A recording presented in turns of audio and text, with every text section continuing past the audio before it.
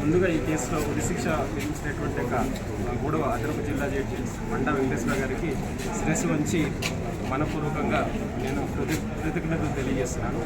ఇది ఈ కేసు విషయాలకు మనం వెళితే ఇది 8 ఏళ్ల పిల్లవాడిని ఒక వ్యక్తి అతి దారుణంగా ఒక గుడ్డముక్కతో మెడకి ఉరి బిగించేసి దారుణంగా చంపివేశాడు.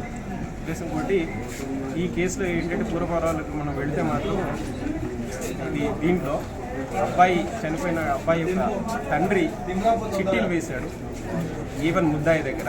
ఆ చిట్టి డబ్బులు అడుగుతున్నందుకు అతను దాన్ని మనసులో పెట్టుకొని పిల్లవాడిని చంపాలనే ఉద్దేశంతో మసీద్ తండ్రి కొడుకు ఇద్దరు కూడా మసీద్కి వచ్చారు. తండ్రి ఇంటికి వెళ్ళిపోయాడు.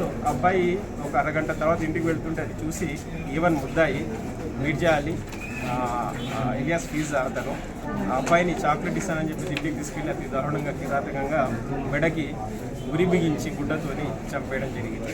దీంట్లో A1కి కోర్టు వారు ఉరిశిక్ష విధించారు.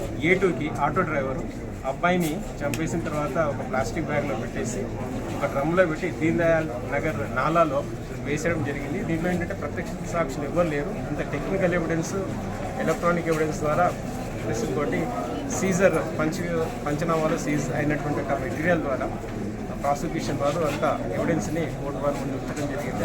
అతి పకడ్బందీగా సాక్ష్యాధారాలను ప్రవేశపెట్టి కోర్టు వారిని సంతృప్తి పరచడం వల్ల ఈ సాక్ష్యాధారం వల్ల శ్రీ మండా వెంకటేశ్వర గారు అన్ని సాక్ష్యాధారాలను పరిగణలోకి తీసుకొని A1కి ఉరి శిక్ష విధించారు, A2కి యావజ్జీవ కారాగార శిక్ష విధించారు.